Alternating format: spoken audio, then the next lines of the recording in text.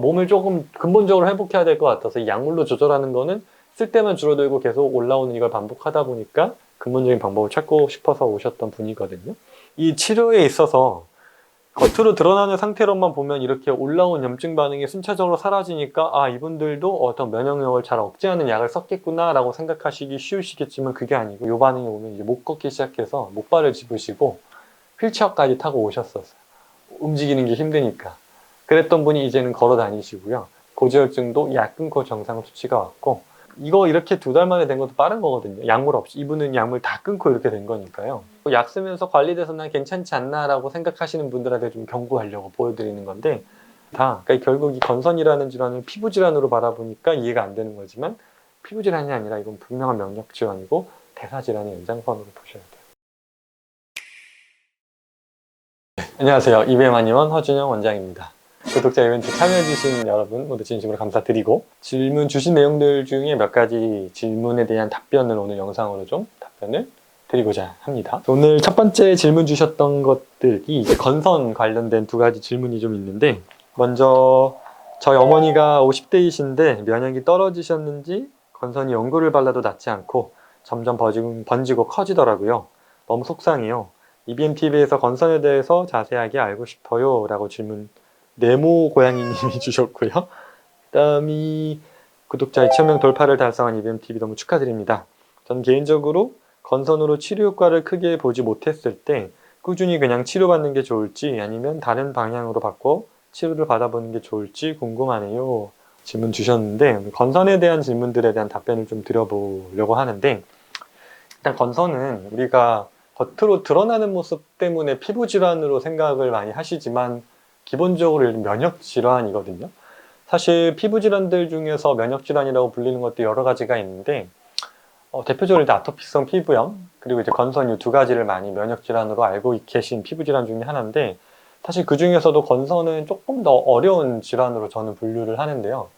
저희가 이전에 자가 면역 질환에 대한 전반적인 경과를 설명드릴 때 면역계 흐름상에서 면역계가 초기에 항진 반응을 나타낼 때 나타나는 질환들이 알러지 질환, 뭐 대표적으로 알러지 비염, 피부염, 아토피성 피부염이 이때 해당하는 질환이라 면역계 단계로 봤을 때는 면역 항진 단계라 해당되다 보니 상대적으로 치료가 쉽다고 표현하기 좀 조심스럽네요. 쉽다. 저희는 이제 상대적으로 아토피성 피부염은 어렵지 않게 보는 편인데, 건선은 오히려 아토피성 피부염이 면역 항진 상태라면 그걸 지나서 면역계가 저하됐다가 최종적으로 교란된 상태까지 도달했을 때 건선이 발생하다 보니까 건선은 피부질환 중에서도 특히 중증의 형태로 분류를 하고요.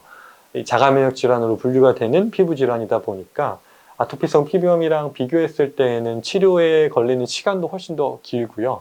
치료 반응도 아토피보다 조금 더 복잡한 경향을 띱니다. 아토피성 피부염 같은 경우엔 면역계를 쭉 놀라있는 면역계를 안정시키면 되는 치료다 보니까 한 차례 얘네들이 터져 나오는 반응만 제외하고는 특별히 튀는 반응 없이 꽤 안정적으로 회복이 되는 편이라 환자분들께는 한 차례의 고비를 겪고 넘어갈 겁니다 라고 보통 말씀드리는 질환인데, 건선은 그렇지 않고 최소 3번, 보통 3번 이상의 고비 반응을 좀 겪을 만큼 경과가 좀 긴 질환이거든요. 그래서 건선을 치료할 때는 피부에 너무 국한돼서 이야기를 드리고 인식을 하시기보단 이건 면역질환이라는 거, 그 중에서도 자가 면역질환이라는 거를 이해하시고 치료에 임하시면 좋으실 것 같아요. 일단 질문 주신 것처럼 연고에 대한 이야기를 좀 해봐야 돼요. 건선을 치료하는 방법이라는 게 현대의학적으로 가장 많이 알려진 게 우리가 다이보베트라고 부르는 연고인데요. 가장 많이 일반적으로 쓰고요. 뭐 스테로이드제는 기본적으로 많이 사용하지만 이 다이보베트는 이 스테로이드제와 카시포트리올이라는 2가지 성분이 합쳐진 약이에요. 보통 건선이라고 하면 이 연고를 다 가지고 오시는데, 이 약물이 이제 카시포트리올이라는 비타민 D 활성형 물질 하나랑 베타메타손이라고 해서 이제 스테로이드제 2가지가 함유된 물질이에요. 베타메타손 같은 스테로이드제가 워낙 유명하니까 그냥 스테로이드제와 조합된 이 카시포트리올에 대해서 조금 집중적으로 이야기를 해보려고 하는데, 이 카시포트리올이라는 물질은 비타민 D3 합성체거든요. 이 건선이라는 질환에서 특히 이제 각질 형성 세포의 증식을 많이 억제하는 효과가 알려져 있거든요. 각질 형성 세포가 면역 세포의 교란으로 인해서, 특히 T세포의 과도 자극으로 인해서 각질 형성 세포가 과다 증식되는 이 기전을 차단하는 걸로 알려져 있어요. 이 카시포트리올이라는 성분이.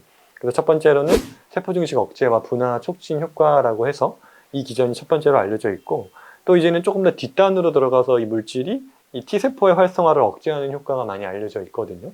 그래서 카시포트리올은 앞쪽에서는 T세포의 활성화를 억제하고 뒤쪽에서는 직접적인 각질 형성 세포의 증식을 억제하는 기전이 메인으로 알려져 있고, 또 하나가 혈관 내피 성장 인자라고 해서 우리가 피부에 상처가 생기면 상처난 부분을 메꾸기 위해서 새로운 면역 세포들이 그곳에 도달해서 그중을 메꿔야 돼요. 메꾸려면 그 도달하기 위한 통로가 필요한데 그게 혈관이거든요. 그러니까 상처가 생긴 부분으로 신생혈관들이 생겨나면서 해당 부위에서 혈관이 도달해서 혈관이 계속 생겨나면서 그 부위를 메꾸는 물질들을 이제 공급을 하는 거죠. 근데 그게 좀 과다하게 혈관이 증식한다라고 이 건선에서는 알려져 있어서 이 카시포트리올이라는 약물은 꼭 신생혈관이 형성되는 데 필요한 물질인 유크로스 팩터를 억제하는 효과도 있다고 알려져 있어요.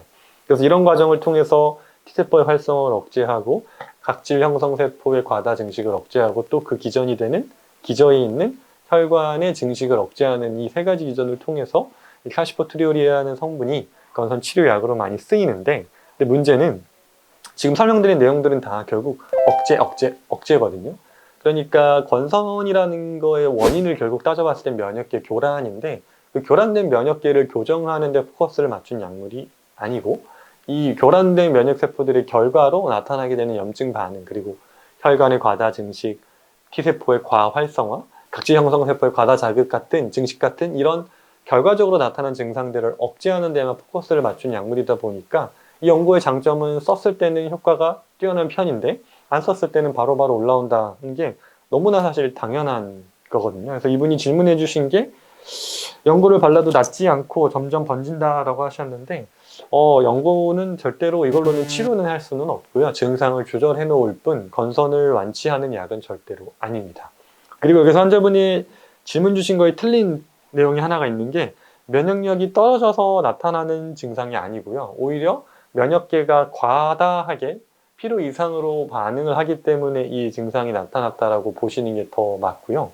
면역력이 떨어져서 생겼다 보단 면역력이 교란돼서 왔다. 더 정확한 표현이 될 것 같아요. 그래서 이제 번지고 커진다는 건 쉽게 미쳐 날뛰는 면역세포들을 억제하는 방식으로 연고를 써왔지만, 뭐 지금 카시포트리올도 그렇지만 베타메타손 같은 스테로이드까지 동반이 됐을 텐데, 그런 걸로 억제했는데도 불구하고 그 억제를 뚫고 튀어나오는 면역세포들이 여기저기 피부로 또 이제 증식을 하고 있는 거죠. 그러다 보니까 건선이 번지는 건데, 이런 경우에 이제 선택지는 두 가지죠. 일반적으로 양방에서 이야기를 할 때는 이렇게 번져나가는 걸 또 막기 위해서 더 강한 약으로 더 강하게 누르자가 가장 표준적인 방식이 될 거고, 저희는 그러기보단 얘네들이 그걸 뚫고 나왔다면 그걸 뚫고 나올 만큼의 이유가 있었을 거니 그 이유를 찾아서 얘네들이 다시 뚫고 나온 그 힘을 안정시켜서 원래 상태로 돌아가게 하자가 방식인 거죠. 그래서 이분의 이제 두 번째 다른 환자분의 질문이네요. 이제 개인적으로 건선으로 치료 효과를 크게 보지 못했을 때라고 했는데, 크게 보지 못했다는 말은 억제를 해도 계속 뚫고 나왔다는 말일 테니, 그럴 때는 치료 방향을 바꾸는 게 좋을까요? 라고 질문을 하셨는데, 이 질문의 의도는 원래 예를 들면 연고를 써봤으면 다른 약을 써봐야 되는지, 약도 종류가 상당히 다양한 것들이 알려져 있는데 이 다른 약으로 바꿔봐야 될까요? 에 대한 질문이신 것 같은데, 제 답변은 그게 아니라 아예 조금 패러다임 자체를 바꿔보셔야 되는 게, 건선은 면역계가 미쳐 날뛰어서 생기는 병이다. 그럼 미쳐 날뛰는 걸 어떻게 효과적으로 억제할지에 대한 이 관점에서 벗어나셔서 왜 얘네들이 미쳐 날뛸 수밖에 없었을까를 해결하는 쪽으로 치료 방향을 좀 바꿔보시면 좋겠다. 제 답변이 될 것 같습니다. 그럼 이제 조금 더 구체적으로 방법으로 한번 들어가 볼 건데, 원인에 대한 이야기를 좀 다시 돌아와서 해봐야 되는데, 결론은 면역계 교란인데, 그럼 왜 면역계 교란도 여러 가지 내용들을 설명할 수 있는데, 다른 자가면역 질환이랑 조금 차이가 있어요. 건선은 특히 조절 T세포, 그 중에서도 이 조절 T세포가 잘못된 형태로 바뀌었다는 게 하나의 특별한 특성인데, 조직 검사를 해본다거나 혈액을 통해서 확인을 했을 때 해당 염증 부위에 특히 TH17이라고 하는 면역세포들이 과도하게 침착된 형태를 많이 볼 수 있는데, 이게 저는 이렇게 설명을 드려요. 조절 T세포라고 알려진 레귤레이터 T셀들이 하는 역할들은 과도한 면역 반응을 조절하고, 원래대로라면 전쟁이 일어나고 있는 현상을 이제 바라보면서 여기가 조금 더 일을 해야 될 것 같아, 여기는 좀 쉬어야 될 것 같아, 이것을 통제하고 전체를 바라보면서 조절해야 되는 역할을 하는 게 이 조절 레귤레이트 T셀의 역할인데, 이 세포들이 이게 하도 전쟁이 반복되다 보니까 이걸 조절하는 게 아니라 이제 본인들이 그냥 답답해서 내가 싸우고 말겠다라는 형태로 본인들이 전쟁터에 뛰어들어서 싸워버리는 패턴인 거거든요. 즉 지휘관들이 이거 답답해서 그냥 내가 싸우고 말지, 이 현상으로 넘어갔다는 게 이 질환의 특성이라 이런 일은 절대로 하루아침에 일어나지 않겠죠. 이게 일단 이 질환의 첫 번째 특성이고요. 또 두 번째 특성은 헬퍼 T셀이라고 불리는 이 보조 T세포들에서도 크게 두 가지, 일단 크게 두 가지로는 헬퍼 T셀에서도 1번, 2번이 많이 알려져 있는데요. 이 두 가지 세포들은 서로 이게 적절히 견제를 하면서 서로를 조절해야 되는 역할을 띠고 있어요. 서로를 견제하면서 면역계를 너무 어느 쪽으로 과잉으로 몰리지 않도록 조절하는 역할을 하는데, 건선은 이 두 가지의 밸런스가 무너진 경우거든요. 그러면은 우리가 보통 TH1과 TH2의 밸런스를 이야기를 하지만, 그래도 TH1 과다가 이 병의 특성이라고 한다면 일반적인 치료의 목표는 이 과활성화된 TH1을 어떻게 억제할까가 대부분의 치료의 방향이거든요. 근데 저희는 그게 아니라 오히려 TH1을 원래 조절해줘야 될 TH2가 왜 기능을 못할까를 찾아서 이쪽을 살려주자. 이게 저희의 치료의 방향인 거거든요. 그래서 TH2라고 하는 이 헬퍼 T셀에 활성화될 수 있는 환경을 더 만들어줘서 얘네들이 제 기능을 하면 TH1은 알아서 활성이 억제가 될 테니 그렇게 해서 밸런스를 찾아가자. 이게 저희의 치료의 방향이라고 설명을 드려요. 어떻게 하면 TH2의 기능을 활성화시킬까? 결국은 T세포 기능의 정상화를 목표로 하는 치료를 하게 되는데, 많이 알려진 약물들 중에서는 저희가 S타입, M타입 대표적으로 하나씩을 꼽자면 제가 많이 쓰는 것들은 S타입 환자분들한테 대표적으로 이 건선에 많이 사용하는 약제 중에 하나가 하고초라고 알려진 약물인데, 이 약물은 직접적으로 TH1을 조금 억제해주는 대신에 TH2의 활성을 促진시킨다라고 알려진 한약제 중에 하나예요.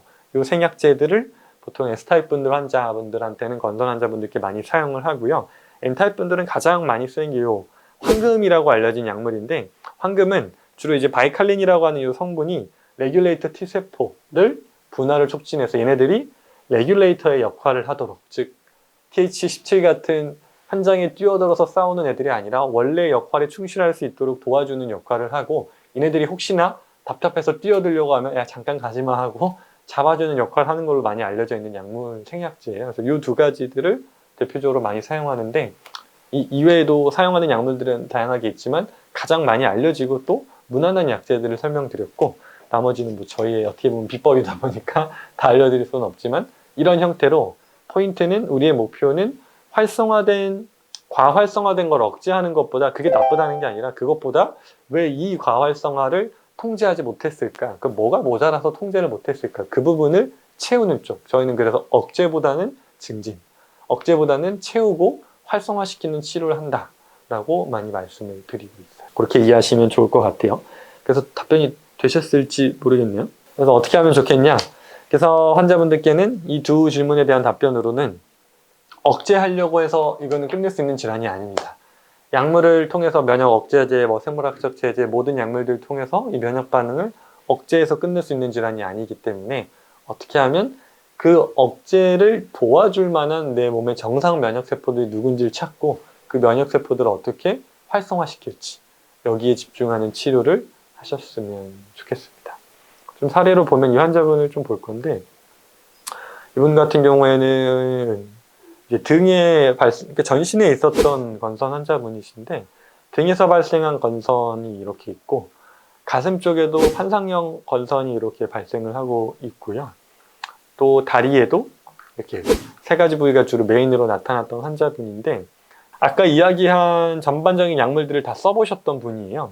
달보백스 연고부터 시작해서, 그리고 보통은 처음에는 건선으로 바로 의심하기보다는 가려움을 조절하기 위해서 항히스타민제, 이것도 똑같이 치료를 위한 약은 아니고요. 또 하나가 이제 MTX 같은, 그러니까 류마티스도 많이 쓰는 약인데 약한 항암제라고 알려져 있죠. 이런 분들은 쉽게 말하면 이 두 번째 질문에 대한 답변이 될 것 같은데, 약물로 누르고 눌러봤는데, 누를 때는 이분도 처음 했을 때는 효과가 좋았어요. 처음 했을 때는 먹자마자 확 가라앉고, 연고 바르면 확 가라앉고, MTX 같은 경우는 효과가 너무 뛰어난데 오히려 너무 뛰어나니까 무서운 거죠.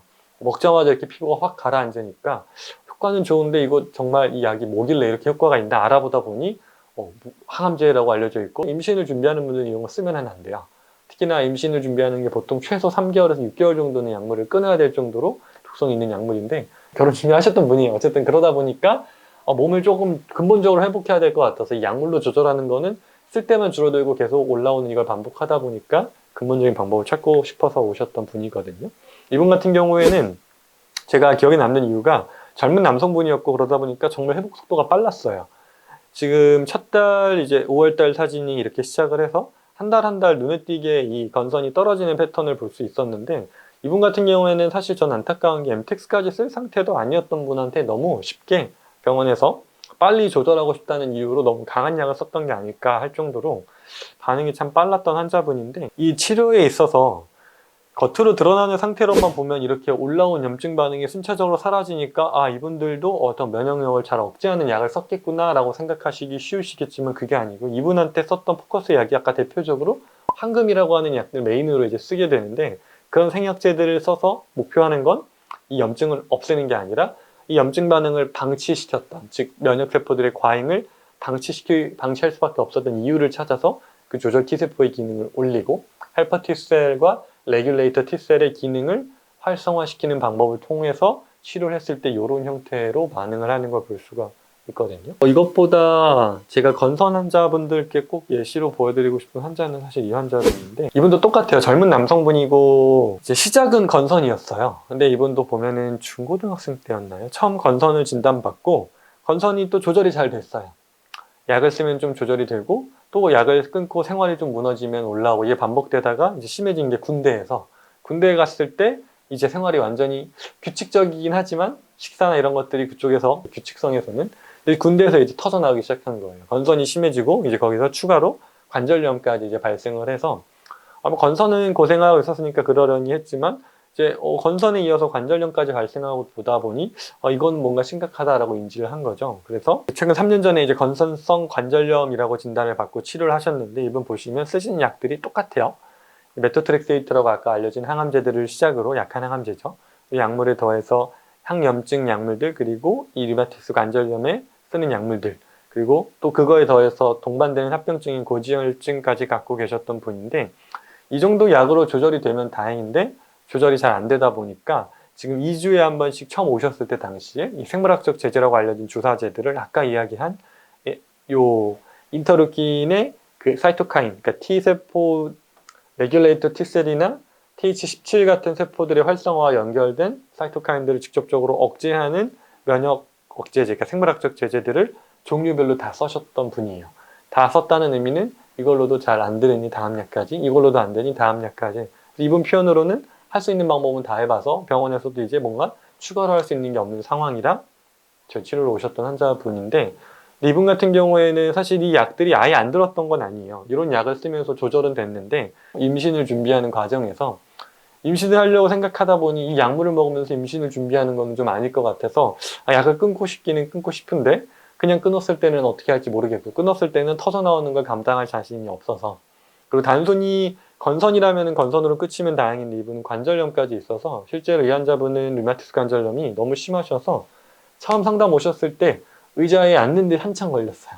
의자에 앉는 시간이 몇 분 걸릴 정도여서 앉는 것 자체에서 온 고관절부터 큰 관절들의 통증이 워낙 심한 상태였던 분이거든요. 겉으로 드러나는 피부 상태는 이렇습니다. 시작했을 때부터 처음 오셨을 때 상태가 이 상태인데 전신에 이제 다리부터 팔 이 두 가지 사진을 좀 보면서 피부 경과를 설명드리려고 하는데 이분을 제가 예시를 들어드리는 이유는 건선을 단순히 피부 질환으로 바라보면 약 쓰면서 관리돼서 난 괜찮지 않나 라고 생각하시는 분들한테 좀 경고하려고 보여드리는 건데 건선을 단순히 피부 질환 또는 약물로 조절되는 피부 질환으로 생각하시면 큰 코 다치신다. 이분 사례를 통해서 건선이라는 질환이 나타났다는 건 드러나는 게 피부일 뿐이지 그 기저에는 교란된 면역세포들, 그러니까 자가면역성 기전을 깔고 있다는 걸 이해하시면 이 자가면역성 기전은 언제 어디로 터져나올지 모르는 질환이거든요. 피부로 나타난 게 건선이었을 뿐 관절로 나타나면 류마티스 관절염 또는 장으로 나타나면 궤양성 대장염, 크론병 이런 형태의 다른 다양한 자가면역 질환들과 실제로 동반되는 경우가 상당히 많은 질환이다 보니 이거를 간과하지 않고 건선을 피부에 국한돼서 생각하시기보단 면역 질환으로 바라보고 이 교란된 면역세포를 어떻게 정상화시킬까를 많이 생각해 보셨으면 좋겠어서 이 환자분 사례를 좀 가지고 왔고요. 이 교란된 면역세포들을 정상화시킨다는 치료 과정을 이해하신다면 이 건선치료는 흐름이 있는데요. 예전에 얘기했던 자가면역질환이 발생하는 과정은 면역계가 항진되었다가 저하되었다가 교란된 흐름으로 나빠졌기 때문에 이게 회복되는 과정에서 면역세포들은 저하되었다가 항진되었다가 회복되는 이 역 패턴을 꼭 띄게 되어 있어요. 역 패턴을 띈다는 의미는 이 교란된 면역세포들이 회복되는 과정에서 저하 상태에서 나타나는 패턴, 항진 상태에서 나타나는 패턴이 있는데 이게 저 같은 경우에는 매달 혈액 검사를 통해서 혈액을 보니까 이해하기가 쉽지만 환자분들은 와닿지가 않으시거든요. 그걸 피부로 보시면 좀 와닿기가 쉬워서 이 예시를 좀 보여드리면 이게 교란된 상태의 패턴이라고 보시면 미쳐 날뛰는 면역세포들이 여기저기 날뛰는 상태였던 게 치료 시작하면 초기에는 조금 가라앉는 느낌을 냈다가 한 달 정도 지나면 얘들이 다시 날뛰는 항진 반응을 띄기 시작해요. 항진된다는 의미는 면역세포들이 여기저기를 쑤셔대는 반응들이 나타나는데 이때 특히 T세포도 활성도가 올라가게 되거든요. 그럼 이 T세포가 활성도가 올라가면 얘네들이 자극을 하게 되는 각질이 과다 증식을 나타내게 되는데 오른쪽 사진처럼 하얀 각질이 쭉 일어나는 걸 볼 수 있죠. 그러니까 이게 환자분들이 모르시는 분들 입장에서는 건선 부위가 늘어났고 부위가 다 붉어지니까 늘어난 것처럼 느끼는데 그게 아니다. 이게 각질이 올라오기 시작한다는 사인은 면역계가 항진되는 사인으로 보시면 되는데 항진되는 시기가 이 자가면역질환 치료의 중요한 반응이다. 이렇게 분산되어 있던 게 모여들면서 더 부위가 늘어난 형태로 보이지만 각질이 늘어난다는 것은 이 건선 같은 자가면역질환에선 회복 과정에서 꼭 필요한 반응이다. 반대쪽 팔도 마찬가지로 다 똑같은 시기의 사진이거든요. 초기에 이렇게 분산되어 있던 형태가 각질을 일으키면서 모여든 것처럼 보이고 부위는 늘어난 것처럼 보이지만 늘어난 게 아니라 이게 치료되는 과정이다. 그래서 이게 항진 반응을 띄고요. 이렇게 해서 각질을 한번 쭉 일으키고 이 각질이 떨어지면서 밑에 있는 세포들이 재생되면서 회복되는 게 건선의 일반적인 패턴인데 제가 좀 쉽게 설명드리려고 1, 2, 3, 4로 이렇게 회복되는 과정을 보여드렸지만 이 과정을 한 번이 아니라 최소 3번, 3번 이상을 반복하면서 이 건선은 보통 회복을 하거든요. 그러니까 나빠질 때는 항진, 저하, 교란 이렇게 나빠졌다면 회복될 땐 저하, 항진, 회복을 한 번이 아니라 2번, 3번, 4번을 반복하면서 이 면역계가 밸런스를 찾아가려는 반응을 한다라는 걸 이해하시면 좋을 것 같아요. 이 흐름이기 때문에 이것도 확실히 건선이 자가면역질환이라는 증거다라고 이해하시면 좋을 것 같아요. 이거 이렇게 2달 만에 된 것도 빠른 거거든요. 약물 없이. 이분은 약물 다 끊고 이렇게 된 거니까요. 아주 오래 걸리고 있어서 너무 끝판왕 환자셨어서 그리고 이제 걸어 다니시고 직장도 다니시거든요. 처음에 진짜 못 걸어오시고 이 피부가 이렇게 올라올 때 이 염증 반응이 올라온다는 의미는 염증 수치도 수치지만 염증의 결과가 이제 통증이니까 통증도 아주 심해지거든요. 원래는 그래도 힘들지만 본인이 힘으로 걸어왔는데 한 달 지나고 이 반응이 오면 이제 못 걷기 시작해서 목발을 짚으시고 휠체어까지 타고 오셨었어요. 움직이는 게 힘드니까. 그랬던 분이 이제는 걸어 다니시고요. 고지혈증도 약 끊고 정상 수치가 왔고 이런 것들이 다 그러니까 결국 이 건선이라는 질환을 피부 질환으로 바라보니까 이해가 안 되는 거지만 피부 질환이 아니라 이건 분명한 면역 질환이고 대사 질환의 연장선으로 보셔야 돼요. 이 실제로 많이 물어보시는 질문인데 연고를 쓰려고 하다 보면은 내가 이제 발라야 되잖아요. 근데 내가 혼자 바르기 어려운 부위에 있는 건선들, 뭐 예를 들면 이 환자분들 같은 경우는 등이죠. 사진을 보시면 이제 등에 이렇게 건선이 나오기 시작하면 특히나 덩치가 있는 남성분들은 등에 손이 안 닿는 부위들은 연고를 바르기가 어려워요. 그리고 또는 뭐 발바닥이나 머리, 그러니까 머리카락 때문에 연고를 바르기도 어렵고 또 바르더라도 발바닥 같은 게 계속 움직이면서 이 연고가 다 날아가기도 하고 머리 같은 경우에는 뭐 연고도 연고지만 요즘 건선은 광선 치료를 많이 하는데 광선 치료 하려고 해도 머리카락 때문에 잘 도달하지 않는 부위들 쉽게 피부에 내가 손에 닿기 쉬운 곳에 있는 건선들은 이 정도 연고로 조절이 쉬우니까 다들 하시는데 그렇지 않은 부위에 나타났을 때는 좀 곤란해 하시는 경우가 많거든요.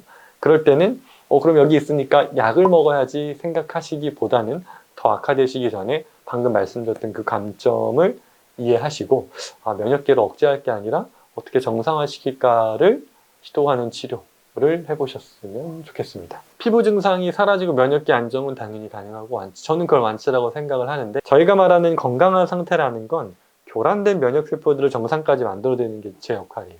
그러면은 정상이 됐다는 의미는 지금 상태, 이 상태까지는요. 하나 잘못된 생활이 들어와도 몸은 다시 전쟁으로 느끼니까 이전 상태처럼 과민 반응을 해요.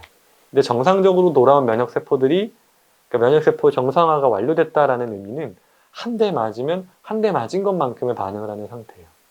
지금 상태는 아직까지는 한 대 맞으면 10대 맞은 것처럼 몸이 다시 뒤집히니까 이거 완치가 안 되는 거 아니냐라고 생각하시는데, 저희가 말하는 완치 상태는 뭘 먹어도 괜찮은 피부 상태가 아니고요. 잘못된 게 들어온 만큼만 알러지 형태로 반응이 올라오는 상태가 건강한 상태고, 그 상태를 만드는 게 치료의 목표다. 이렇게 설명을 드려요. 완치된 상태에서는 잘못된 걸 드셨을 때 바로 피부로 드러나기보단 이분한테도 설명드렸는데, 일단 먼저 소화기에서 나타납니다. 소리가. 설사를 한다거나 식도염이 올라온다거나 트름을 한다거나, 소화기에서 면역세포들이 먼저 음식과 만나기 때문에 소화기 반응을 먼저 무조건 티를 내게 되어 있어요. 건강한 상태까지 회복했다면. 그러니까 저희가 말하는 면역계 정상화 단계까지 도달했다면 소화기에서 먼저 반응하게 되어 있는데, 그 소리 이제 안 들어주기 시작하면 이제 피부로 넘어갑니다. 순서가 항상 그렇거든요. 면역세포의 흐름이. 제가 생각하기에 끝났다라고 하는 분들한테 설명드리는 건, 이제 몸이랑 대화하시면 된다. 다만 잘못된 거 드시면 설사하고, 피부에서 올라오기 전에 설사하고 식도염이 올라온다거나 소화기 반응이 무조건 먼저 있으실 건데, 그때 들어주시면 다시 건성까지는 안 갑니다. 근데 거기서 못 들어주시고 또 몸이 싫어한다고 소리 냈는데도 무시하고 생활하시면 언제든지 건성은 올 수 있다. 이렇게 말씀을 드려서, 그런 의미의 완치가 없다는 거지 분명히 완치되는 질환입니다. 이런 분들이 이제 어려운 점이, 자가면역 질환의 어려운 점이 보면, 이 정도 되면은 사실 2달 만에 이 정도 되면 좋아졌다 느끼면 나는 이제 건성 좋아졌어요 생각하시기 쉬운데, 이거는 겉으로 드러나는 거고요. 이 기저에 있는 면역계 교란은 아직 불안한 상태거든요. 저희가 보통 치료 1, 2, 3단계 설명드릴 때 1단계가 항원물질 완전 차단, 2단계가 말초 면역 관용 회복, 3단계가 중추 면역 관용 회복이라고 여러 번 설명을 드렸는데, 3번 치료할 때쯤 되면 겉으로 드러나는 증상은 거의 잡히거든요. 그러니까 환자분들은 방심을 많이 해요. 근데 그게 참 안타까운데, 3단계를 시작한다는 의미는 이제 학교 다시 만든다는 거거든요. 학교 만들 때 다시 전쟁 터뜨리시면 학교 언제 무너져도 이상하지 않습니다. 저는 이렇게 답변을 대신해요. 이거에 대한 해석은 환자분들이 알아서 잘 하시면 될 것 같고, 결론은 끝날 때까지 끝낸 게 아니다. 네, 많은 분들께서 여기 참여해 주셨는데 너무 감사드리고요. 앞으로도 질병이나 치료 방법에 대해서 궁금하신 점 있으신 것들은 댓글 남겨주세요. 감사합니다. 자가면역 질환에 대해 더 많은 정보가 궁금하시다면 EBMTV 구독, 좋아요, 알림 설정 해주세요.